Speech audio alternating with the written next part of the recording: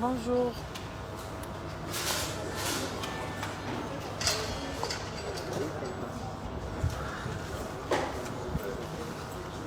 Hello.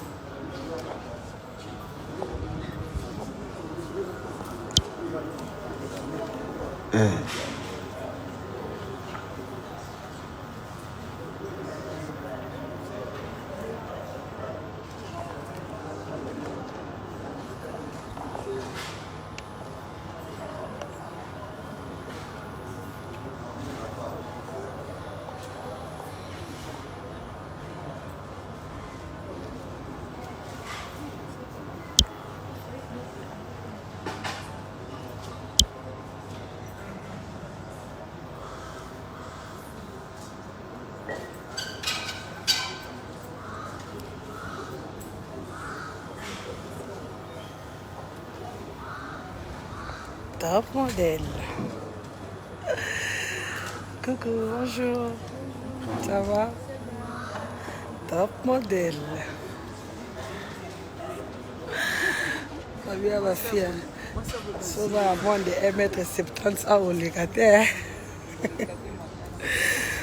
On a plus de 1m90. Top modèle. Ma belle sœur. Matika, ma chérie. Comme toi, non? Babi a moins de 1m70.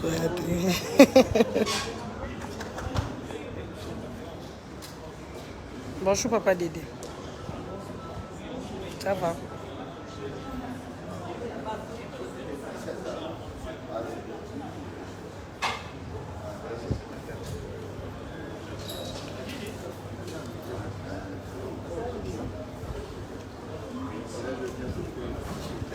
Mesdames et messieurs, bonjour. Bonjour. Bonjour, est-ce que vous êtes là? Bonjour. Nous savons tous pourquoi est-ce que nous sommes là. C'est pour sourire les femmes. Et Africa Meet Kansai, qui nous présente aujourd'hui Africa Meet Kansai Kinshasa, une orientation qui aura lieu pendant 3 jours d'affilée au mois de décembre. Nous sommes là pour parler de cet événement. Nous avons des grands hommes devant nous. Je vais commencer. Il va nous présenter les professeurs Lukomona pour l'école de Africa Meet Kansai. Monsieur Didier Pambia, bonjour. Vous avez la parole. C'est pas toujours facile de briser la classe, même si on est membre de la communication. Je représente Didier Pambia, je suis le DG de l'agence Optima. On est dans l'événementiel et aussi dans tout ce qui est stratégie de communication. Je suis là non en tant que DG de l'agence, mais en tant qu'opérateur culturel. J'organise depuis quelques années le Festival international de la rumba et de l'évidence. Et nous sommes en voie bientôt de conclure un partenariat avec Africa Meet Kansai. Alors le prof Senda Lukomwena qui est là, c'est lui qui a initié il y a quelques années, on en parlera en détail ici, ce festival qui fait la promotion de la culture. Est-ce que moi, Zali, oui, ça va, on va y avoir un 4-4, mais pour qu'on ait moyen de fumer, ça a ma pataille et ça contre-jour. Bonjour. Aussi la promotion de la culture congolaise. Dans ce cadre-là, il veut aussi créer un pont culturel entre le Japon et la RDC, deux pays qui ont une histoire culturelle très riche. Et je veux plutôt le laisser s'exprimer sur ça. J'invite donc sous vos applaudissements le prof Senda Lukomwena pour parler un peu de l'Africa Meet Kansai et son projet pour la RDC. Alors, monsieur Didier Pambia, je vais vous demander de donner des professeurs le micro à partir de là où il est. C'est beaucoup mieux pour les caméras. Voilà. Il peut le faire. Merci. Non, bon, vous pouvez vous mettre des groupes pour le respect de l'assistance aussi. Je sais que vous avez amené beaucoup de groupes au Japon par le passé. Vous pouvez rester là, c'est beaucoup mieux. Les Aïko à l'époque, Papa Wemba ou Papa Mbarai avec Marai Marai, je me rappelle de cette époque-là. La parole, professeur. Merci. Bonjour. Et merci d'être là. Il fait chaud, c'est pas évident. Heureusement qu'on est un petit peu en hauteur, il y a Il y a une brassée d'air, ça fait du bien. Je m'appelle Lukumwena Senda. Je voudrais insister sur un petit élément culturel avant de continuer. Je suis sûr que parmi vous, il y a des gens qui se posent des questions. Il s'appelle Lukumwena Senda. Il n'a pas de prénom? Je n'en ai pas. Ah, vous non plus? Et parfois je dis, je suis allé voir pour rigoler un coup. Je pars simplement du principe que la culture commence par la connaissance de son identitaire. Et l'identitaire, c'est son nom. Le nom, c'est la racine. Il n'y a rien qui tient si ça n'a pas de racine. Voilà. Et la culture, pour moi, c'est une devise. C'est une richesse incroyable. Il faut se l'imprégner.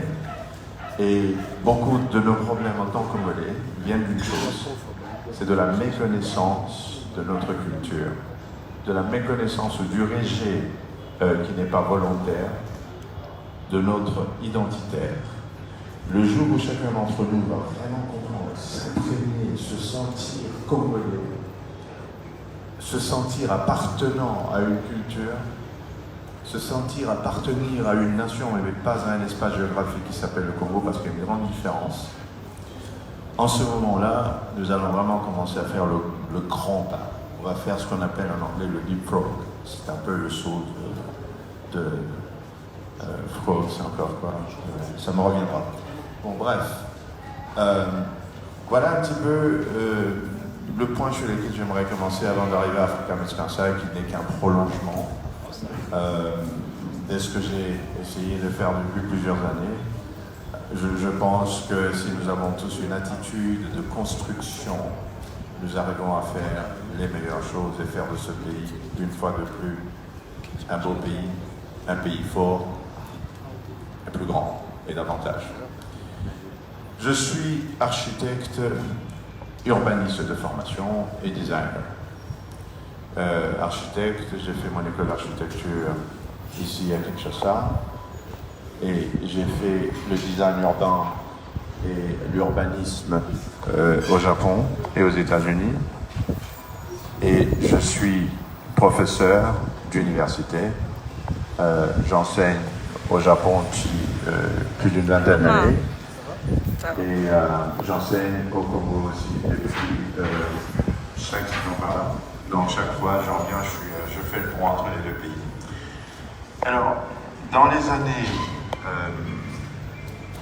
années 94, je pense, nous créons pour la première fois un groupe des Congolais au Japon, qu'on appelait groupe alternatif, avec comme motif principal d'identifier les problèmes du Congo, d'en proposer des solutions à notre gouvernement et bien entendu de faire de la promotion de la culture congolaise. Ça, c'était le premier pas dans un effort de rassemblement des gens. Mais avant ça, j'arrive au Japon en 1984. Beaucoup d'entre vous n'étaient pas encore nés. Et fin octobre, j'arrive et début janvier, je crée la première association des Africains du Japon avec des amis tanzaniens, kenyans, ainsi de suite. Donc, si je pouvais me résumer en un mot, je dirais simplement que je suis un individu qui recherche à créer un cercle autour duquel les gens se réunissent, discutent, échangent, parlent et s'enrichissent. Et dans cet élan-là, nous avons créé en 2005 d'abord une ONG. On travaille sur la charité et tout, et puis je me suis rendu compte d'une chose. L'Afrique n'était plus le continent qui avait sa main tendue pour recevoir. L'Afrique était devenue un partenaire et donc il fallait changer de casquette. C'est ainsi que je suis allé en l'organisation d'Africa Meets Kansai depuis 2011. Et depuis le temps, nous avons fait 12 ans. On a décollé très petit et on a avancé petit à petit, comme on dit petit à petit dans notre famille. Au jour d'aujourd'hui, nous sommes en partenariat avec le ministère des Affaires étrangères du Japon, c'est assez costaud. Nous sommes en partenariat avec beaucoup de villes au Japon, beaucoup de maires. Nous sommes en partenariat avec beaucoup de provinces au Japon.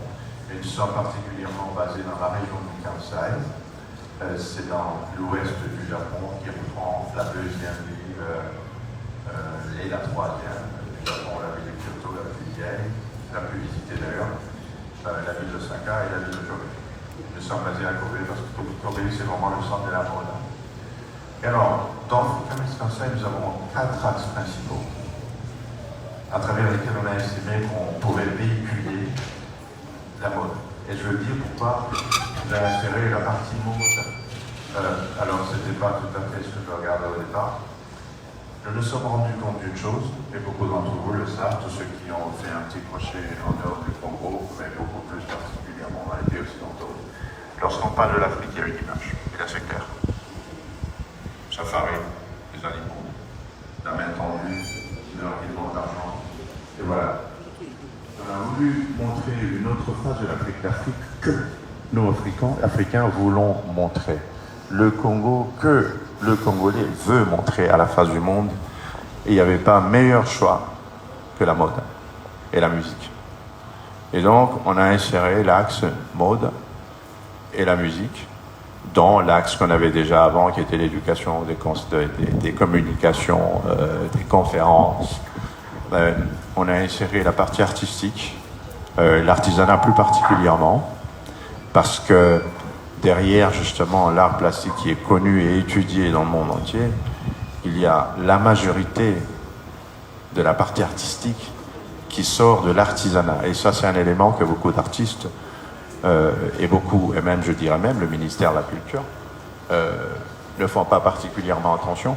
Si on ne devait jamais dénombrer le nombre de participation artistique, vous allez trouver qu'il y a alors absolument la base, une grande partie des éléments impeccables, simplement des gens qui n'ont pas été privilégiés pour se retrouver dans des espaces, des publications où les artistes se retrouvent, et cette masse, elle est marginalisée pour moi. Il fallait la récupérer et la mettre sur la plateforme dans une visibilité qu'il fallait, et donc on a choisi de commencer par l'artisanat, et c'est ce que nous faisons. Et ensuite, on prend évidemment la partie connue des artistes. Et enfin, on ne peut pas parler culture sans parler de la bouffe.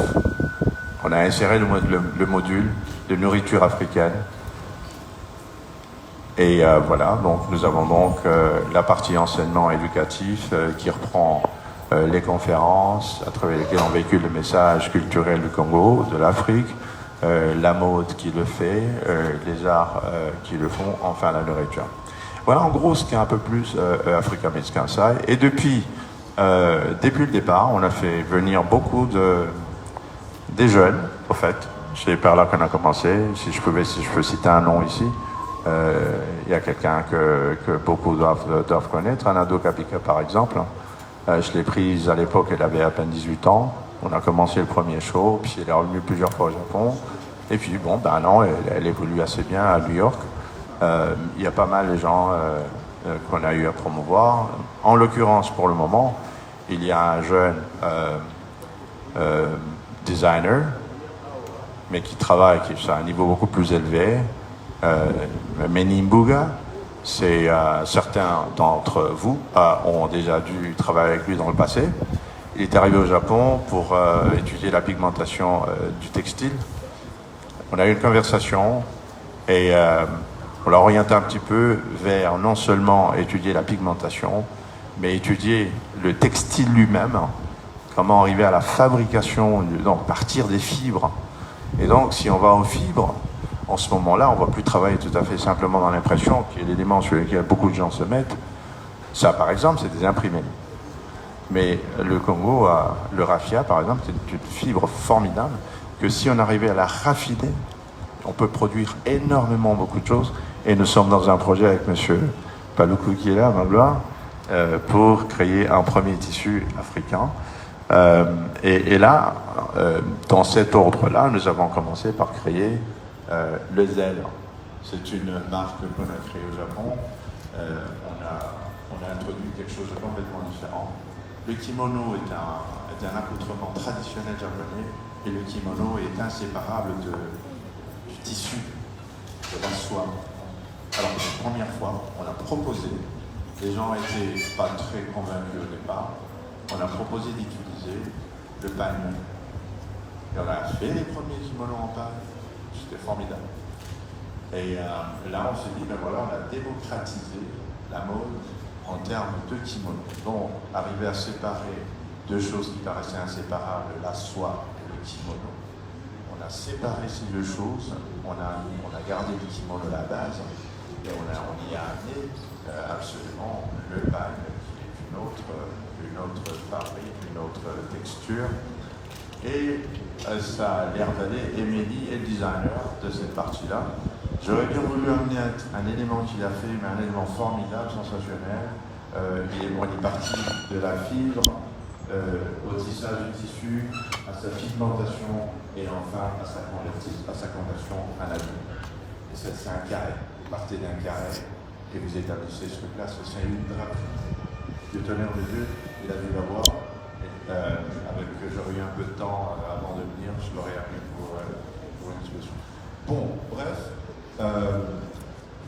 armé de tout ça, on se dit, comme j'ai dit tout à l'heure, notre truc à nous, c'est de créer un cercle autour desquels les gens vont s'asseoir, discuter, comme on est là, justement. Plus on initie ce genre de conversation, de regroupement, mieux on va se connaître, on échangera plus facilement. Et en fait, comme c'est comme ça, c'était une façon de pouvoir faire venir, en fait, si vous voulez en d'autres termes, des investisseurs japonais. Vous ne pouvez pas investir dans une culture que vous ne connaissez pas. Vous mettez votre pied dans du feu. Voilà. Et donc, la première chose était d'essayer de créer une chance où les Africains, en général, toute la diaspora africaine du Japon, se mettent ensemble avec les Japonais et voir l'Afrique telle que les Africains veulent la présenter. Et pendant tout ce temps, chaque 3 ans, nous prenons une thématique sur laquelle on travaille. J'ai travaillé sur une thématique de la diaspora, sa contribution socio-culturelle et économique. J'ai travaillé sur la diaspora dans sa contribution à l'eau. Et là, en ce moment, je suis sur un programme de présence africaine.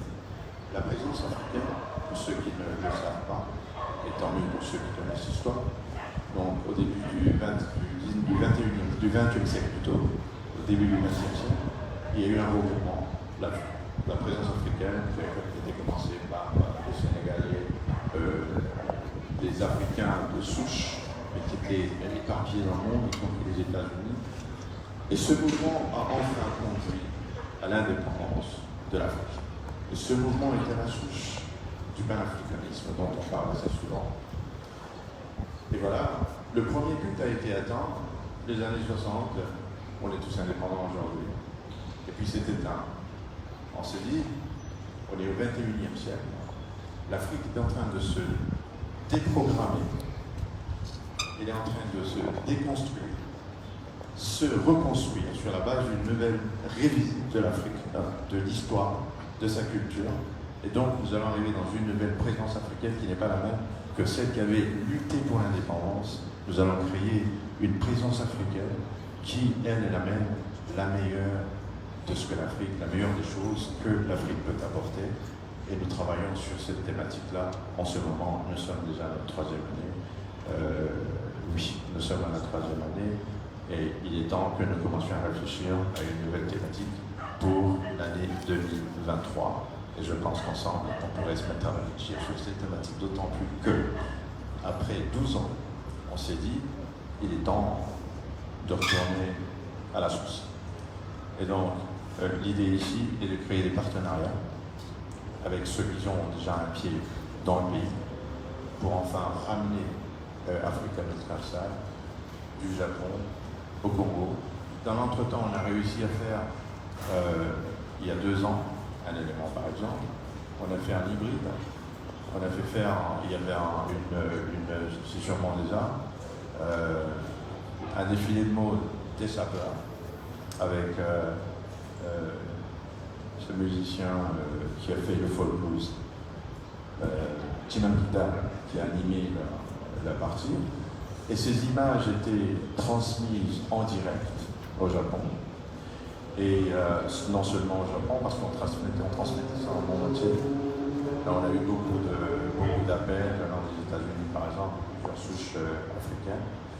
Et ce que nous faisions au Japon était transmis directement, ce qui était sur place à Mont des Arts et pouvaient le voir.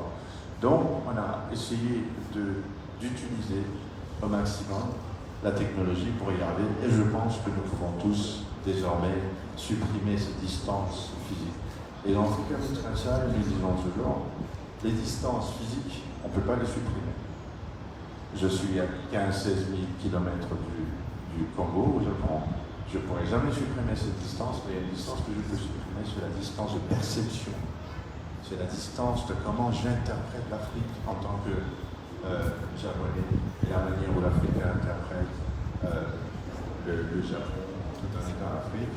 Je vais bientôt terminer ma présentation en vous donnant un exemple très fort, et c'est ce qui avait amené à l'époque à ce que les papas viennent au Japon, qui avait amené par la suite à ce que les Aïkos viennent au Japon, et ainsi de suite.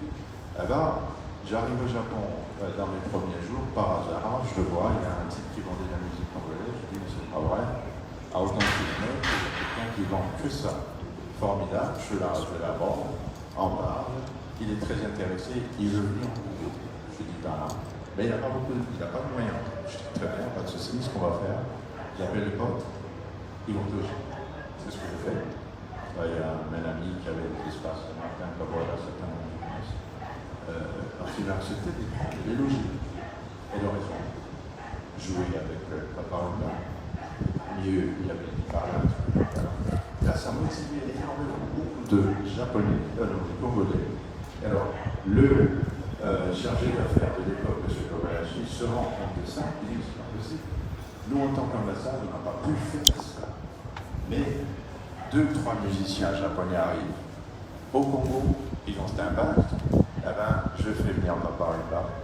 Nous le voyons, il dit je vous promets, le jour où je rentre au Japon, je fais venir Papa Honda. Et il a exécuté sa promesse. Voilà, et là a commencé finalement le voyage de certains musiciens congolais au Japon.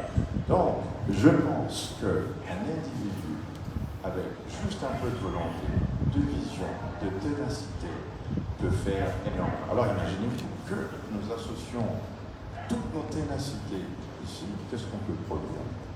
Que du bien. Et donc, je vous encourage à essayer de le faire. Je regarde ma chère Nathalie, que je remercie beaucoup pour les efforts qu'elle a fait pour venir dans le Kansai au dernier festival. Ce n'était pas évident. Aussi bien monsieur le conseiller, ils ont eu la chance de passer un peu de temps avec nous. Et nous estimons que nous pourrons continuer cette relation pendant longtemps, la pérenniser. Des gars comme moi, on est partant. Donc à un moment donné, c'est des jeunes, comme la majorité d'entre vous qui êtes là, qui vont reprendre le bâton. Et en ce moment, déjà au Japon, j'ai une très belle équipe qui tout doucement, ils sont en train de reprendre le bâton. On va prendre le backseat. Et voilà, on va pousser depuis derrière. Je crois que ça va aller. Donc là, nous allons former un partenariat qu'on a plus ou moins verbalement déjà formé avec ce groupe de femmes. J'aimerais bien que vous l'applaudissiez quand même, c'est comme M.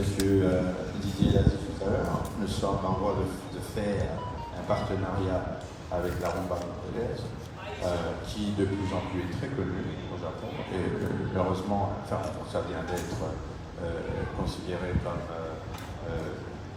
un patrimoine immatériel maintenant, mais à mon sens, ça l'aurait dû déjà depuis très, très longtemps. Mais là encore, merci pour beaucoup d'efforts à M. Pampai pour avoir fait ça. C'est des efforts des associations de sport. Et donc là, nous allons avoir évidemment ces deux partenariats qu'on va faire d'ici très peu de temps. Et j'espère que tous, vous allez derrière ceux qui sont ici, qui font le relais. Et nous allons aller derrière ceux qui sont au Japon, qui permettent d'établir au Japon. On a besoin d'eux pour faire le tango. Donc, avec vous, nous allons faire notre tango. Merci. Je vous remercie de votre attention.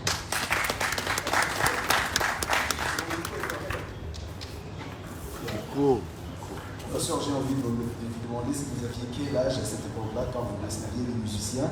Et en même temps, j'ai trouvé qu'il y a beaucoup de similitudes entre la langue japonaise et la langue lingala, pourquoi pas. Kansai, ça me renvoie au Kansai. La ville de Kobe, Koba, et tout à l'heure, vous avez parlé du Kimono, on va voir dans le Congo central, qui mon nom qui dit moi. Voilà, mais très très bien. Très très bien. Et je veux dire, en fait, je retourne un petit peu ici pour commencer. J'ai 17 ans quand je commence l'organisation du parti. Payante. L'invité, Rousseau et tout le reste. À 17 ans, je me dis, mais attends, on fait une partie payante, on n'aura que les gens que l'on veut avoir. C'était ça le but, un petit jeu. Donc j'ai commencé ce petit truc beaucoup plus jeune. Je suis arrivé au Japon, j'avais 28 ans quand j'ai commencé. J'ai 67 ans aujourd'hui. Merci. Et donc, vous pouvez faire les mathématiques, ils sont simples. Alors, en ce qui concerne tout Congolais, ça je peux vous le garantir, tout Congolais peut apprendre le japonais rapidement en termes de prononciation, parce que ça se ressemble énormément. Nous, pour dire K, on dit K-A, on dit pas C-A, et c'est aussi une raison pour laquelle Africa n'est pas marqué avec C. Quand je voulais écrire ça, on est dans un groupe, et j'écris C, je dis on est K, et l'autre me dit pourquoi C? Parce qu'Africa. Justifier pourquoi le C est correct. Pourquoi ne pas faire l'inverse? Partir simplement du fait que chez nous, dans les voyelles que nous avons tous évidemment apprises, malgré qu'on a appris ça, qu'est-ce qui a fait que quand on écrit Kabinga, quand on écrit Katanga, c'est K et pas A, pas C. Il faut se poser ces questions fondamentales, c'est des questions basiques. Et lorsque vous allez dedans, vous commencez à vous découvrir, vous commencez à revoir vos racines, vous commencez... Alors, là, je suis en délégation avec un japonais qui s'appelle Kengo. Alors, c'est très intéressant parce que à chaque instant qu'il dit, il s'appelle Sahira Kengo. Dès qu'il dit Kengo, Kengo Adondo. C'est la réaction de tout le monde. Voilà une familiarité quelque part qui fait cette ressemblance. Je suis architecte. On fait une maison, vous allez faire la pose de la première pierre, et je suis très étonné. Lorsque on devait faire ça pour la première maison, moi je faisais, on a amené de la bouffe, on a pris du vin de saké, et on l'a versé par terre pour les ancêtres. Je dis, mais attendez, je suis où là? Je suis chez moi au Congo.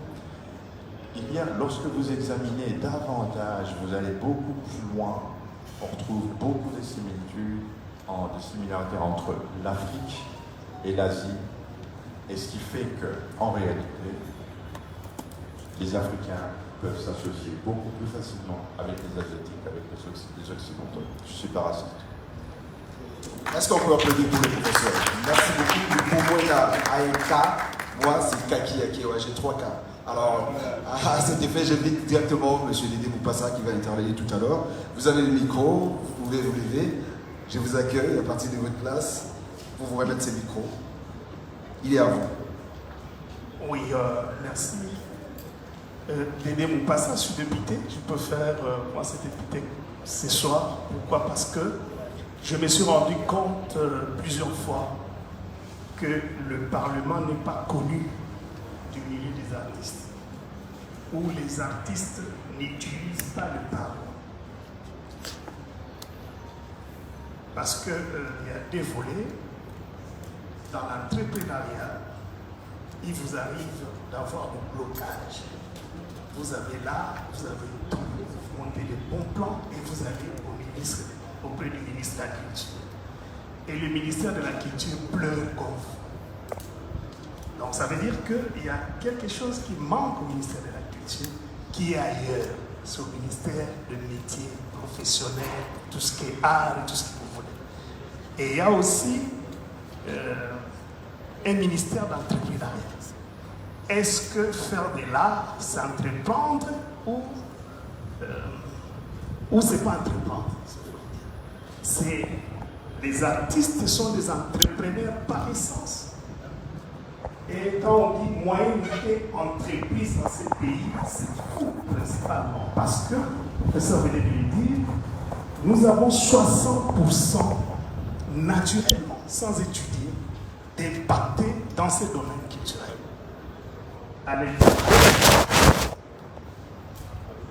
Donc, il faut une ouverture avec le Parlement pour permettre à savoir quand est-ce que le gouvernement agit.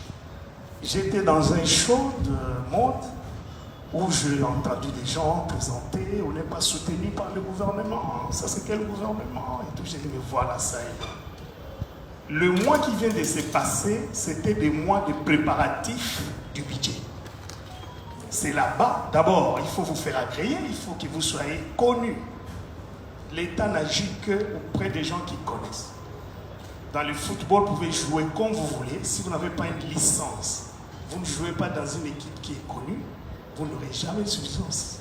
On ne vous connaîtra jamais. Vous n'allez pas jouer dans des championnats. C'est pareil avec nous aussi. C'est vrai que vous êtes très avancé par rapport au cadre où vous vous présentez. Parce qu'aujourd'hui, il faut un micro, il faut un podium, un plateau. Soit on est reçu comme artiste, soit on peut aller égayer les gens dans une manifestation. Mais toutes ces choses-là doivent être régulées. Et c'est régulé. Il y a la loi, il y a le règlement. Ça peut être un peu plus vieil que le monde, mais depuis l'époque antique, coloniale, chez nous ici, c'est un domaine qui a été régulé. Donc, je disais, il y a quelque temps, le budget était déjà conçu pour les gens qui sont reconnus, soit du côté entrepreneuriat, soit du côté profession et métier pour les gens qui encadrent, soit du côté du ministère même des affaires, c'est pas moi, culturelles. Du côté culturel. Mais maintenant, cette période passée, si vous n'êtes pas recensé, c'est difficile pour eux. Parce que maintenant, là, on commence déjà les études sur le budget.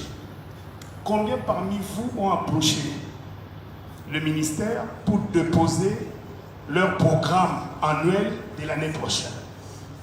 Impacté avec chiffré, comme je peux dire. Peut-être vous tous. Si c'est vous tous, bravo. Vous allez nous donner des rubriques et on va vous soutenir. Parce que c'est après eux, ça vient maintenant au Parlement. Et c'est au Parlement qu'on va discuter rubrique par rubrique.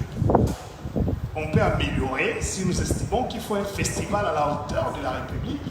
Si on dit $1 million pour un festival, on peut pousser ça à 5, à 6, à 10 millions, selon que la production est là. Et le retombé, c'est la même chose.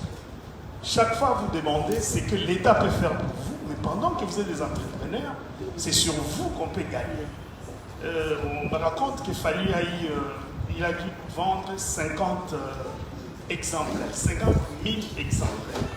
50 000 multiplié, je ne sais pas les taux et à combien, le montant. L'État doit avoir gagné peut-être 15%. Si on prend TVA chez nous, c'est 14. 14% de 50 000 au montant, pour la taille du montant. Si c'est $10, la pièce ou quoi. Donc ça, c'est la recette que l'État réalise. Pour un artiste de 2, 3, 4, pour 100 millions d'habitants, je pense que ça, c'est qu'un domaine que je présente. Dans toutes les maisons ici, les tableaux viennent de la Chine.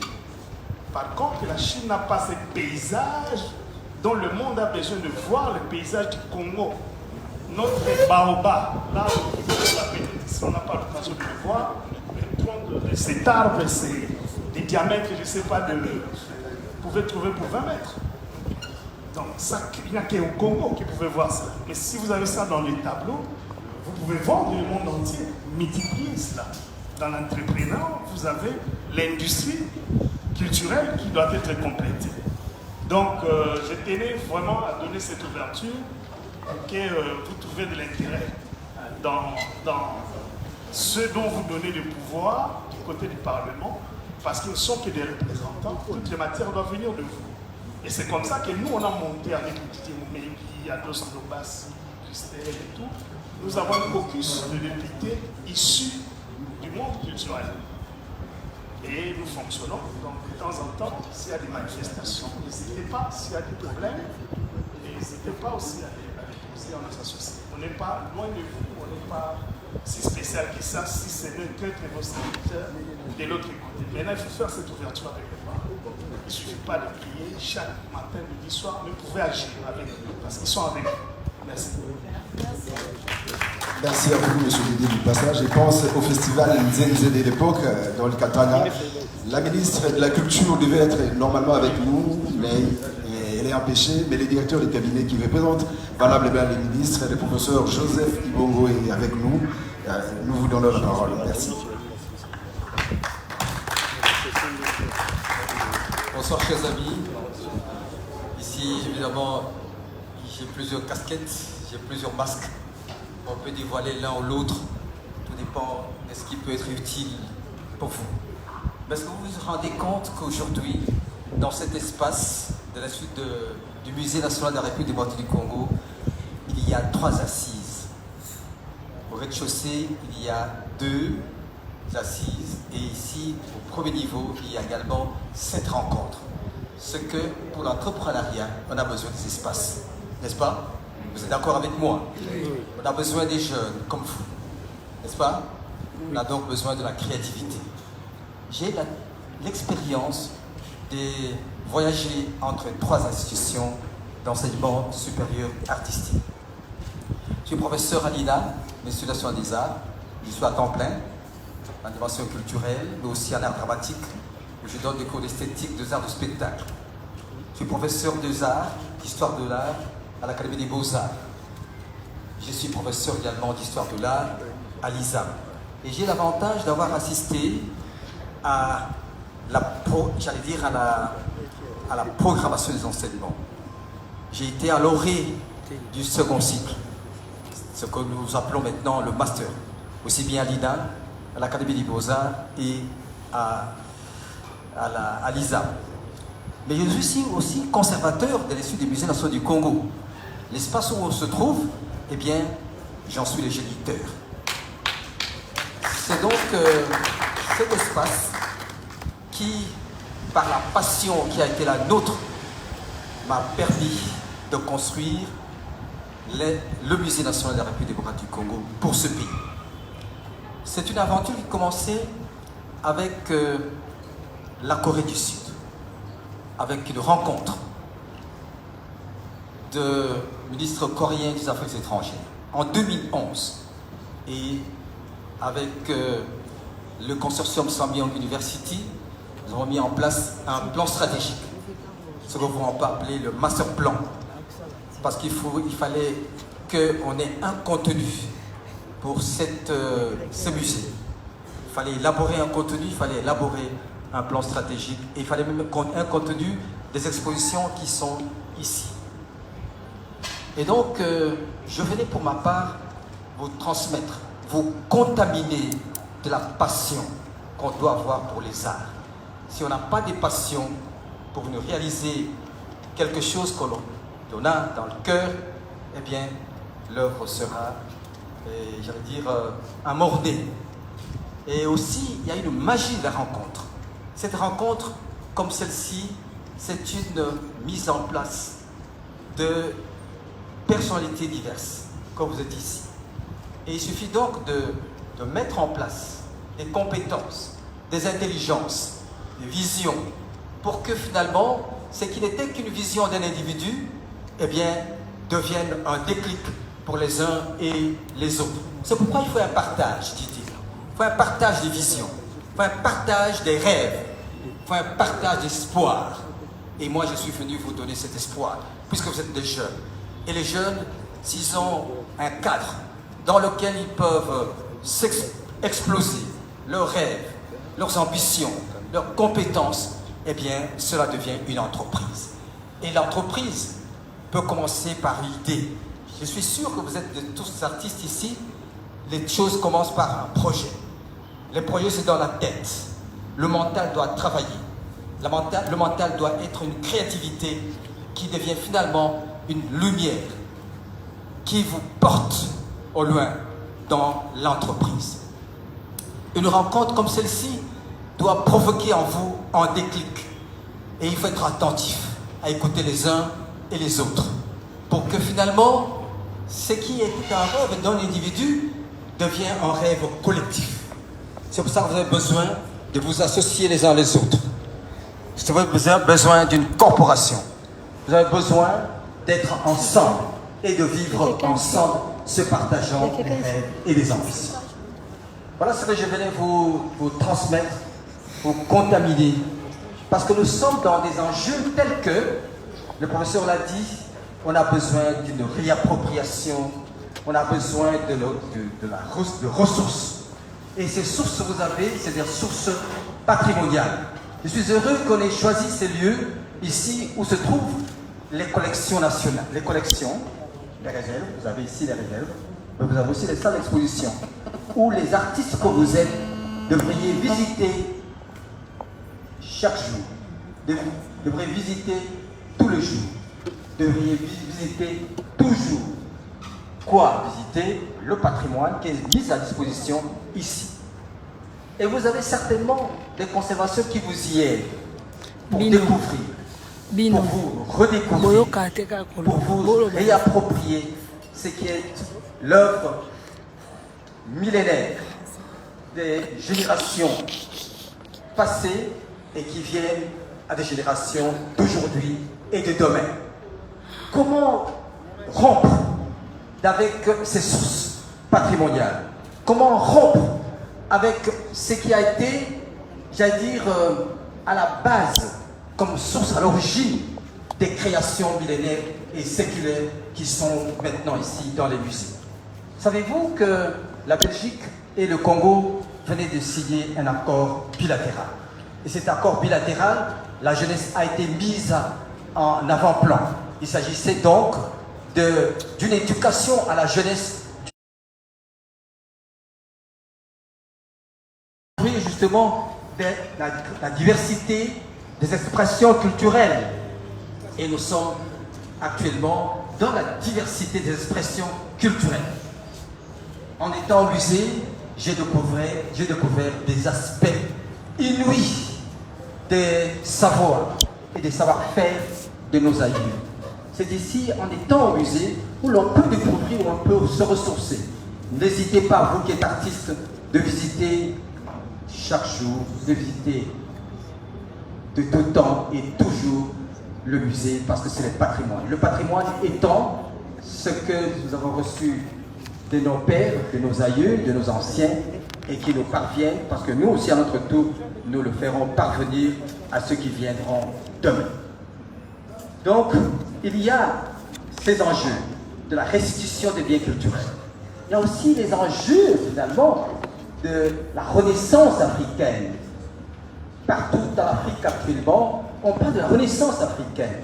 Malheureusement, lorsqu'il y a des concepts comme ceux-là, la renaissance africaine, le Congo traîne le pas pour aller à la renaissance. Ça a commencé et nous devons écouter également, nous devons nous être sensibles à ce qui s'est fait ailleurs. Soyons donc attentifs. Il y a deux choses qu'on a mis comme innovation. Le ministère de la Culture actuellement est dit ministère de la Culture, Art et Patrimoine. Et donc, au sein du gouvernement se trouve également une innovation, c'est que nous avons un ministère du numérique. Patrimoine et numérique actuellement doivent trouver un point de jonction, une alliance. Parce que le numérique, ce sont les technologies nouvelles, technologies de la communication, de l'information et de la communication, mais le patrimoine est au cœur de ce qui doit être transmis, mais transmis avec grâce au numérique. Et il y a eu du 28 au 30 ce que nous avons appelé le Mondial Culte, c'est-à-dire une assemblée générale de l'UNESCO et qui a eu lieu à Mexique, où les thèmes étaient celui de politique culturelle, mais avec l'intégration de la donne du numérique. Et donc, le numérique est maintenant entre en jeu, non seulement pour la création, mais aussi pour l'appropriation, pour la transmission, pour la recherche et tant d'autres aspects liés aux connaissances, au savoir et au savoir-faire. Voilà donc les deux choses que je voulais vous apporter, à la fois vous donner le goût des arts, parce qu'il faut une passion, mais aussi de vous démontrer que vous devez avoir une passion, pour la créativité, mais que cette créativité ne peut se réaliser qu'en entrepreneuriat, qu'en étant ensemble. Et ce faisant, Vous êtes appelés à vivre ensemble, à rester ensemble pour le partage des savoirs et des compétences. Je vous remercie. Merci à vous, professeur Joseph Ibongo, professeur d'art à l'Institut national des arts, ça rime en plus, et directeur des cabinets de la ministre de la Culture, Catherine Katunga. Alors maintenant, je donne la parole à M. Didier Pambia qui va nous donner l'information culturelle. La communication culturelle, donc c'était le thème. Merci, rebonjour. Alors c'est un thème qui est tellement vaste, hein, mais j'aimerais peut-être rebondir sur ce qu'a dit l'honorable Dédé Moupassa. Je suis ouvert, honorable, je viendrai vous voir parce que ma question c'est celle de la politique culturelle. Je pense que c'est un débat que nous avons dans le monde culturel depuis plusieurs années, qui parle du statut de l'artiste, qui parle de la subvention ou de l'accompagnement des événements culturels. Je pense que c'est là où il y a des soucis majeurs. Quand j'ai initié il y a quelques années donc, le Festival international de la rumba et de l'élégance, après avoir fait d'autres événements culturels dont le Gospel Day et autres, je me suis toujours heurté à un problème majeur, celui du financement. Le financement des œuvres de l'esprit que nous créons en tant qu'opérateurs culturels, je dirais même entrepreneurs culturels, je préfère ce terme-là, parce que comme l'a dit le professeur Ibongo, quand on entreprend dans le monde culturel, c'est comme entreprendre dans le monde des affaires. On a besoin de financement, on a besoin d'encadrement, on a besoin d'équipement, on a besoin de salles de spectacle. Alors, travailler dans le monde de la culture ici, il y a tellement de défis, il y a des défis importants au-delà du financement. Parce que la plupart du temps, les opérateurs ou entrepreneurs culturels, ils jouent leur chemise, ils mettent leur chemise en jeu. Ils risquent leurs avoirs parce qu'ils ont une passion, parce qu'ils ont envie de faire quelque chose qui sort de l'ordinaire. Le prof Koumouina en a parlé tout à l'heure. Et pourquoi est-ce qu'on veut faire cette jonction entre Kansai Meet Africa et le Festival international de la rumba et l'élégance? Parce que c'est le même combat, c'est celui de la promotion de la culture. Moi, je fais la promotion de la culture congolaise à travers la rumba et ses corollaires que sont la musique, l'art, la mode et évidemment la gastronomie. Parce qu'autour de la rumba, il y a tous ces corollaires-là qui sont la gastronomie, qui sont la mode. On parle des Congolais généralement comme étant des sapeurs. Moi, je préfère parler de personnes élégantes parce que la sape a un côté très excentrique, mais quand on parle d'élégance, ça englobe un peu plus que le côté excentrique que nous voyons avec nos amis sapeurs. Donc des défis importants en tant qu'opérateur culturel et cette rencontre entre deux projets qui ont la même vision. Du côté de Kansai Meet Africa, on fait évidemment la mode, on fait la musique, on fait la gastronomie et ça rejoint ce que nous faisons ici avec Fire. Pourquoi je mise sur ça? Parce que le Congo a une puissance qui est négligée et que les Américains appellent le soft power. C'est notre histoire. C'est notre culture. Jusqu'ici, par exemple, en musique, je pense qu'on n'exploite que 4 espaces qui sont surtout le Bas-Congo qui est surexploité, avec des rythmes comme celui de Zaïko, le Kassai, et peut-être un peu des gens qui commencent à aller vers le nord et tout ça. Mais on n'exploite pas toute cette richesse qu'il y a au niveau culturel parce qu'on parle de près de 350 ethnies et nous nous limitons seulement à 4-5 ethnies. Si on va du côté des masques et tout ça, les masques Mangwetu, les masques Mongo, les masques Sakata, Yaka et autres, je pense que le musée ici serait trop petit pour pouvoir contenir ça. Donc le combat que j'ai, c'est justement de promouvoir cette richesse qui meurt faute de moyens et faute de politique culturelle. Qu'est-ce que nous voulons vendre aux autres? Quels sont les atouts que nous avons par rapport aux pays de l'Afrique centrale, aux pays de l'Afrique en général? Congo est nanti, mais c'est une richesse qui meurt, qui n'a pas les appuis nécessaires pour son éclosion. Quand tout allait mal dans ce pays, les seuls qui continuaient et qui continuent encore à à défendre le nom du pays, ce sont les artistes, surtout les musiciens. Mais il y a aussi des gens qui font de l'art contemporain. Je parle par exemple de mon frère Vidjoa, qui expose dans plusieurs villes à travers le monde. Donc l'art congolais est une richesse inexploitée. Comment faire en sorte que cette richesse puisse bénéficier non seulement aux opérateurs culturels que nous sommes, mais aussi aux artistes? C'est un peu la question que je pose et que je pense, j'espère, qu'au niveau de l'Assemblée nationale, vous allez pouvoir nous aider à y répondre. Alors je ne vais pas trop parler, je préfère peut-être laisser le temps pour qu'on pose des questions aux profs et aux autres intervenants. J'ai dit et je vous remercie. Merci à vous, M. Didier Pabia. Maintenant, nous allons quand même faire parler quelqu'un des sourires des femmes. Il s'agit là de M. Tranquille Touba, membre de cette organisation. Je vous donne la parole tout à l'heure. Vous avez l'habitude de descendre sur terrain pour rencontrer ces difficultés-là avec les mines. Si ça saute, vous sautez avec. Donc, vous allez partager cette expérience avec nous. Ok, bonjour à tous. Bonjour. Bon, ici, je voudrais présenter celui de femmes sur un autre volet. C'est la volet de la lutte anti-crise. Donc, celui de femmes, c'est une association syndicale humaine. Elle a des objectifs. Elle travaille sur la culture et dans le cadre humanitaire, c'est là où intervient la lutte anti-mine.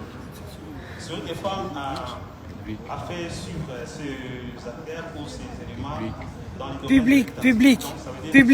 Suivi une formation dans la lutte anti-mine. Ok. Ils ont suivi une formation de la lutte anti-mine. Cette formation a été assurée par le Centre congolais de lutte anti-mine, qui est notre partenaire ici en RDC. Donc, le secteur lutte anti-mine dans le groupe des femmes est composé comme suit. Il y a les coordonnateurs, donc Madame Nathalie, qui est présente ici. Et je vous invite à applaudir. Dans ce secteur lutte anti-mine, il y a aussi un chef des opérations, il y a des superviseurs, il y a des équipes, des hommes et femmes qui sont bien formés dans les secteurs lutte anti-mine, dans l'enquête non technique, la sensibilisation auprès des populations frappées des conflits armés, puisqu'il y a souvent des accidents dus aux engins explosifs improvisés ou explosifs de guerre que les militaires abandonnent lors des opérations. Donc, nos voyants sensibilisateurs et enquêteurs de lutte anti-mine sont capables de passer des sensibilisations auprès des populations affectées par les mines et restes de guerre. Alors, notre objectif dans ces cadres, c'est réduire ou éradiquer totalement les accidents liés à ces engins de la mort. Voilà ce que j'avais à dire à ces points-là. Merci, M. Tanguy. Nous avons débordé un tout petit peu par rapport au temps, mais nous allons donner la parole à la presse. Avant cela, les conseillers avaient un mot, Magloire, Paluku, en rapport avec cet événement Africa Meet Kansai, Sourire des femmes, en collaboration avec Africa Meet Kansai. Vous avez le micro.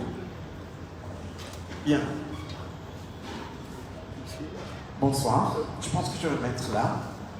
J'ai plutôt le mot de la présidente de Sourire des femmes qui me charge de lire officiellement le discours de Sourire des femmes. Je vais vous aider à tenir votre micro. Je peux, Cathy. Je peux. J'ai oublié que vous étiez pour Alors, ce sont des mots de Nathalie. Avant tout, je voudrais dire merci au professeur Lukumwena Senda qui nous a accueillis très bien au Japon, qui nous a fait promener dans 4-5 villes. Il nous a acheté de la nourriture. Malheureusement, il nous a fait manger du japonais. Ça veut dire ligorodo. Arbetoliaka. Il nous a fait manger de gombo.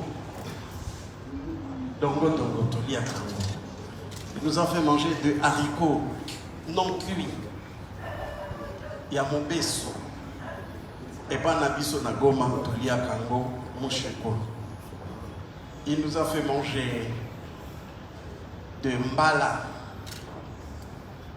à la japonaise, compliqué, il nous a fait manger du riz. Bref, il nous a fait rentrer dans une culture qui ressemble à la nôtre et qui manquait un tout petit peu d'ambition. Nathalie Boutika, j'ai l'accent. Mesdames, Mesdemoiselles, Messieurs, très chers invités, nous sommes l'ONG Culture Sourire de Femme. Nous disons femme parce que la nature est une femme. Et certains disent même en poésie, sans vouloir offenser les croyances, que Dieu est une femme. Nous sommes des hommes et des femmes qui voulons que la culture congolaise soit une identité créatrice. Sourire des femmes est le sourire de la création du monde, car tout a commencé par la culture. Notre rêve, Sourire des femmes, est de devenir des ambassadeurs de toute la culture congolaise partout dans le monde. La fondatrice de l'ONG Sourire de Femmes, Nathalie Boutika, est mannequin, ambassadrice de la beauté congolaise à travers le monde. Elle est depuis cette année 2022 devenue ambassadrice de la culture congolaise. Notre vision est de donner aux 10 arts de la culture un sens de représentativité par une diplomatie culturelle congolaise grâce au soutien des privés et de l'État congolais. Nous avons dans notre vision, Sourire de Femmes, des projets à développer dans l'architecture,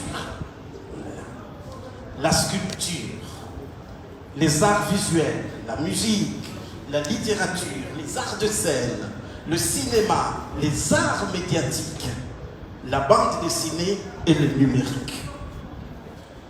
À travers les 10 arts, nous voulons aboutir à ce qu'on appelle une espèce de première société civile culturelle congolaise qui aura des représentations partout dans le monde où la culture congolaise est sollicitée. Elle est là, la première société civile culturelle. C'est ainsi que depuis 10 ans, nous voyageons partout à nos propres frais et soit grâce aux partenaires, l'État congolais, pour défendre la culture congolaise.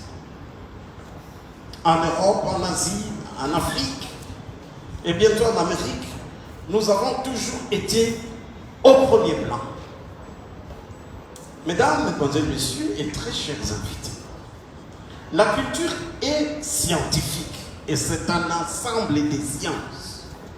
Nous voulons dans Sourire des Femmes toujours nous associer aux professeurs, sont là, aux chercheurs, sont là, aux intellectuels, aux citoyens lambda, afin de créer une harmonie et un lien de dialogue des civilisations et des générations.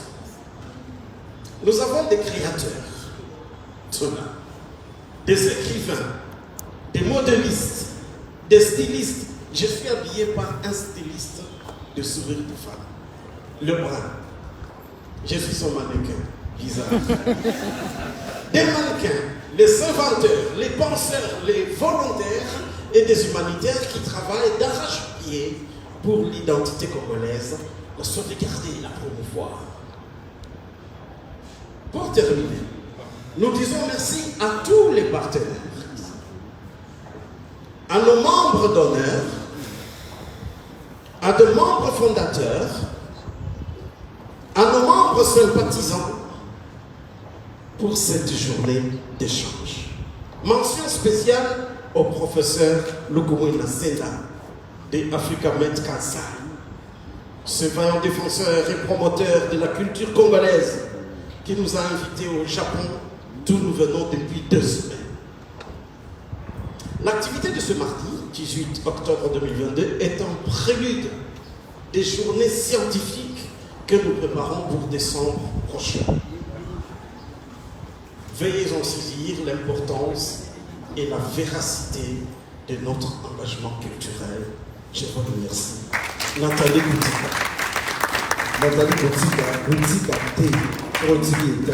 Merci, c'était là Magoua.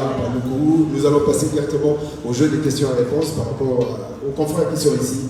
Nous allons commencer par qui? Isaac Maï, tu te jettes dans l'eau. Merci beaucoup et très heureux d'être là pour ces moments de partage. Je crois que sur l'invitation qui nous a été lancée, il a été bien dit que c'est une signature de protocole d'accord entre Africa Meet Kansai et Sourire des femmes. Je ne sais pas de quoi il s'agit exactement.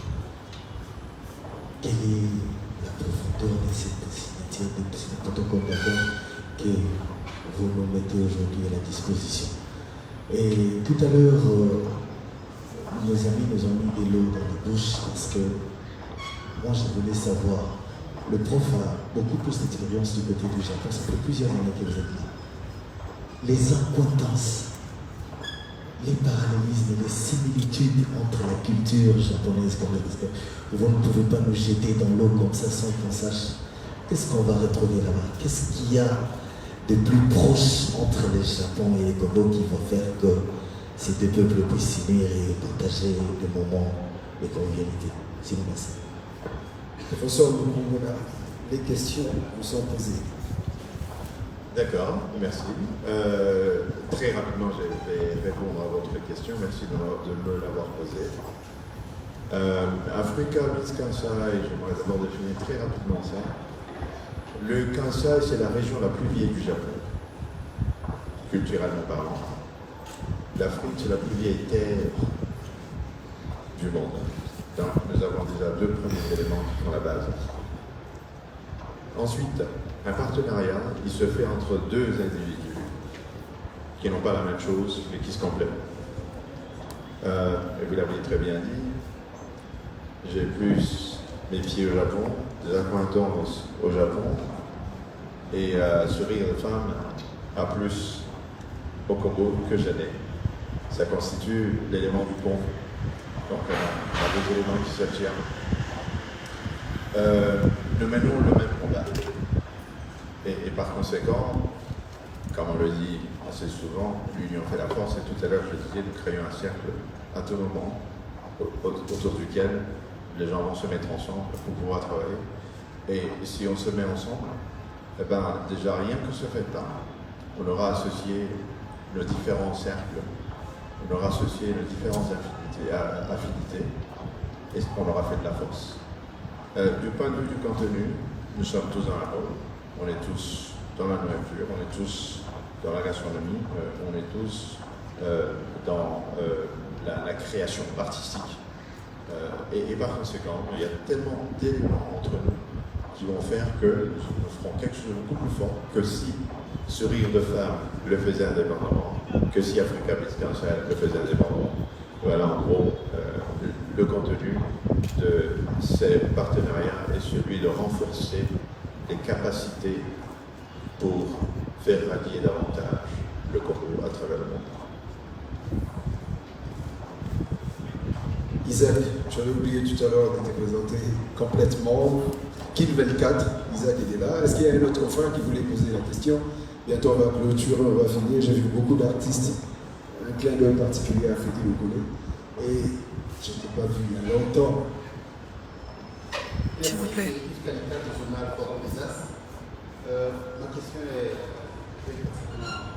est grosse et surtout pourquoi en fait, est-ce que vous n'allez pas ouvrir la pêche, ce partenariat, à d'autres plateformes autres que Sourire de femme, notamment l'institution qui a créé Fire de Didier Obama? Parce que comme vous voulez vraiment faire réunir la culture de la RDC dans le plateau de l'Europe, il y a beaucoup de plateformes culturelles qui le font. C'est que ce sont comment dirais-je, les institutions qui font les papillons. Mais est-ce que à la longue, vous n'aimeriez pas ouvrir la porte aux autres exercices? Yves Caliquette, vous avez 2 cas également dans votre nom. Qui commence à répondre? Oui, on va répondre ensemble. C'est plus facile. Je reviens à ce que je disais au départ. Et en japonais, il y a un terme que j'utilise et les japonais le comprennent très très bien, c'est wazukuri.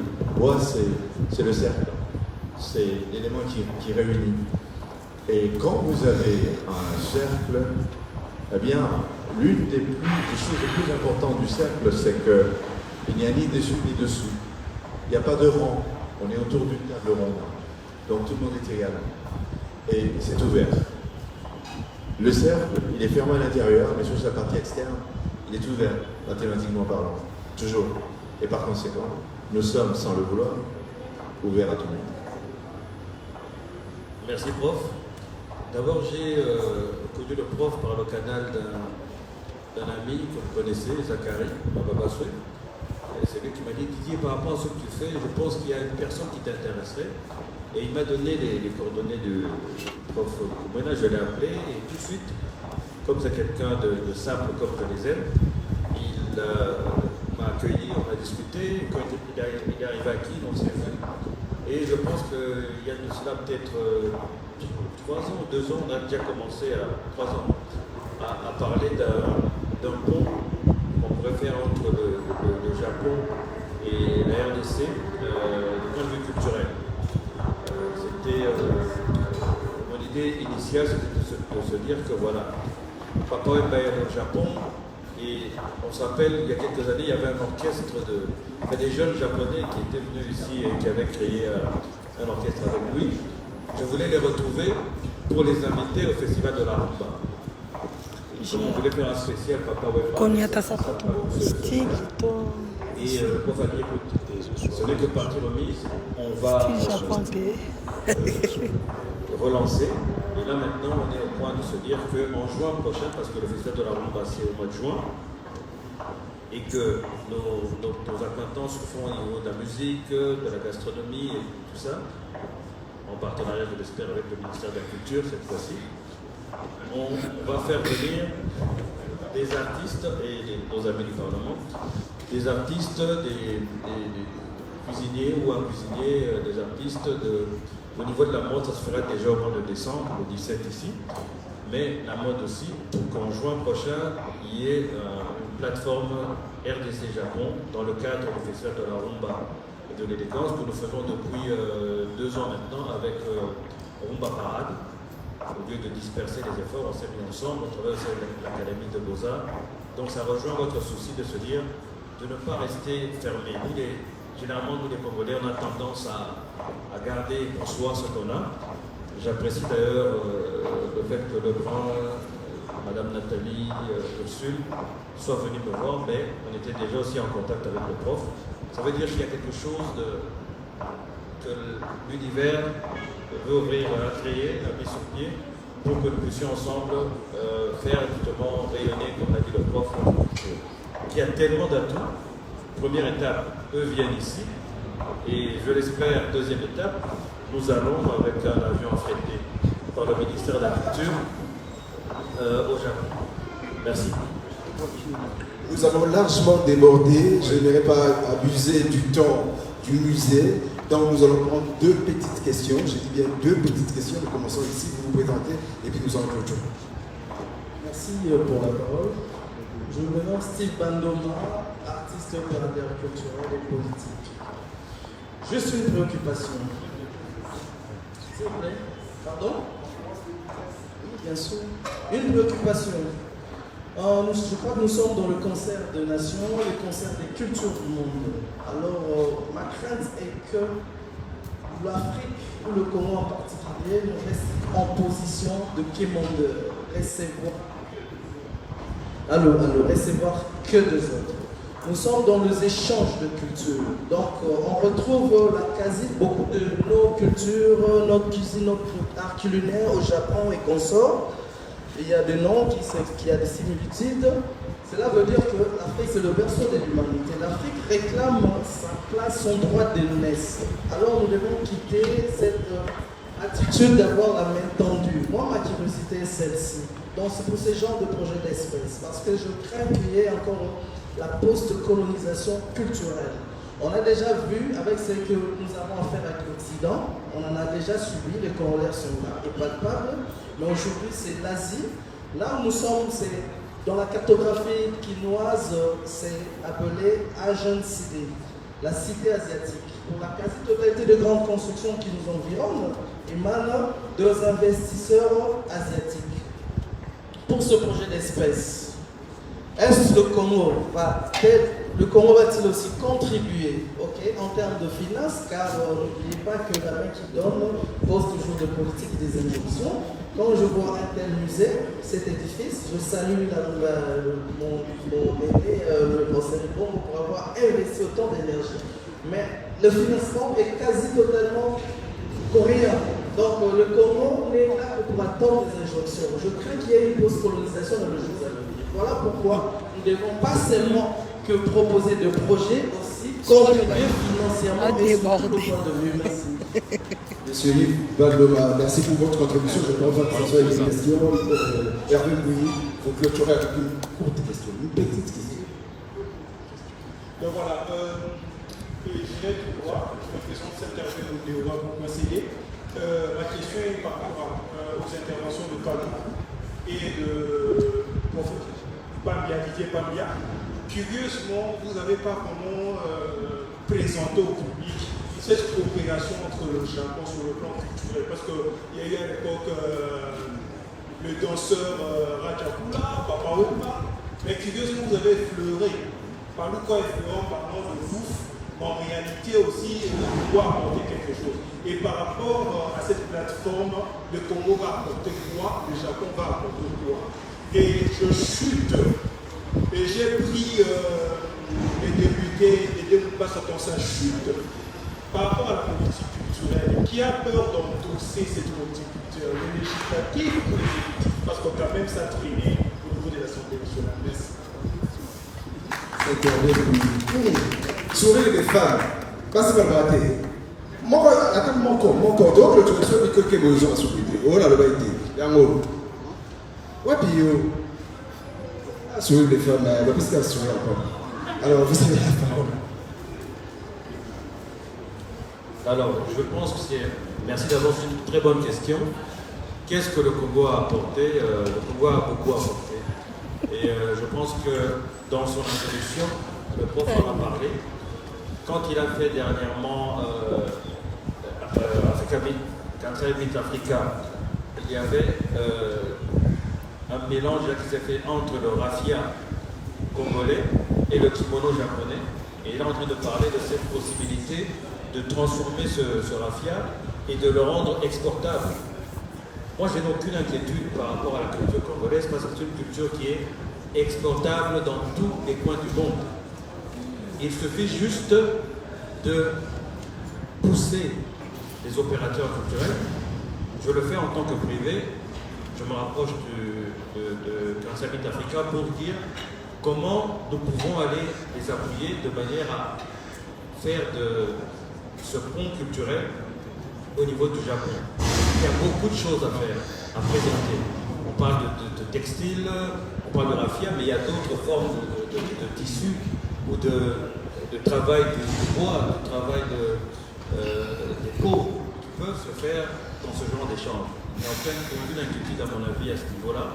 Il faut juste qu'il y ait un appui tel, pas seulement financier, c'est aussi que ça puisse cadrer dans ce cadre de politique culturelle qui dit quels sont les produits culturels congolais que nous devons vendre en premier, comment nous devons les vendre et comment nous allons faire la promotion. Allez dans les ambassades de la RDC à travers le monde, il n'y a même pas de représentation culturelle. Je le dis ici avec tout le respect au directeur de cabinet, le ministère de la Culture devrait déjà avoir dans son enceinte une présentation même d'un échantillon de ce que nous faisons du point de vue culturel. C'est comme si on avait peur de vendre notre culture. C'est comme si on avait honte d'une culture qui pourtant est millénaire et très riche. Je ne dis pas qu'on doit se balader en raffia ou autre chose. La culture, on la porte d'abord en soi. Mais moi, en tant que privé, je fais ce qui est possible selon les moyens que j'ai. À un certain niveau, il y a besoin d'un appui. L'honorable disait tout à l'heure, nous présentons par exemple un budget pour un événement qui se tient de manière récurrente depuis plusieurs années.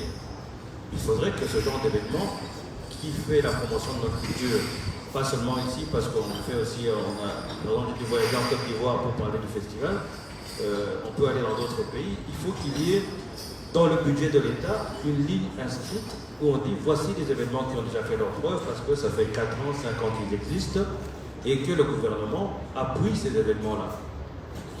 Du point de vue international, un événement comme le festival de cinéma, le FESPACO au Burkina, est reconnu par le gouvernement burkinabé, ce qui fait que si on veut même aller chercher du financement à l'international, étant donné qu'on est reconnu par l'État, même si l'État n'a pas une ligne budgétaire à ce niveau-là, les opérateurs culturels ou entrepreneurs culturels peuvent aller faire appel à ces financements internationaux qui parfois traînent. On m'a même dit parfois qu'il y a des financements qui viennent et qui repartent sans que les musiciens ou les artistes puissent en profiter. Donc c'est un peu toutes ces questions-là, on ne pourra pas en débattre ici parce qu'il faut vraiment un débat de fond, comme vous le dites. Et là, on a peut-être plus de temps de discuter. Un petit détail en réalité, pour répondre à la question, quelle est la contribution? La contribution, elle est forte. Mine de rien, c'est un élément de combat. C'est ce qu'on appelle par exemple soft glass. Le fait de l'existence d'un Congolais et le fait de faire une activité culturelle congolaise, en réalité, c'est une contribution absolument importante. Et c'est vraiment le premier élément, le tout premier élément qu'il faut reconnaître en termes de contribution des Africains. Mais l'honorable a si bien dit, qu'est-ce qui manque pour qu'on arrive à cela? C'est simplement l'éducation sur l'entrepreneuriat, le rapport, la connaissance, le fait de savoir qu'il y a des institutions en fait et que les budgets se préparent au moment X. Et qu'on doit travailler pour être en ligne avec le budget qui venait d'être préparé, parce qu'on a l'information, et cet élément manque au Congo parce qu'il y a un manque d'éducation en entrepreneuriat. Il va falloir évidemment, c'est un effort qui doit être commun à tous, le côté de l'enseignement, et souvent je dis que l'enseignement au Congo travaille un petit peu dans le vide, c'est-à-dire on est trop sur les bouquins et tout, au lieu d'avoir la main à la pâte, et du côté des institutions, il doit y avoir un canal d'information qui fasse que ce qui se dit au niveau des institutions est publié dans un langage et selon un mode de communication qui aiderait la masse à savoir ça pour enfin qu'ils puissent faire leur application pour les dossiers. Tout à l'heure, quand on a posé la question qui savait qu'il fallait le faire, et là, soulevé sa main, il y avait une deuxième personne, et donc c'est des personnes qui savent. Et en plus, lorsque vous êtes en mesure de faire ça et que vous êtes connu, il a parlé des contributions qui viendraient d'ailleurs, c'est pas la main tendue, non, parce que le financier étranger qui va mettre son argent dans un événement, il sait ce qu'il va gagner. Et voilà, je vous remercie. Nous vous remercions également, professeur, avant de prendre la photo de famille. Nous vous remercions au nom des sourires des femmes et Africa Meet Kansai, qui présentait aujourd'hui Africa Meet Kansai in Kinshasa. Je suis Kaki Akio à la Radio Okapi, si vous voulez me suivre, c'est tous les matins. Alors, j'ai été invité et honoré par Nathalie Boutique à Rontigate. Donc, la manifestation est terminée. Nous pouvons applaudir pour nous-mêmes.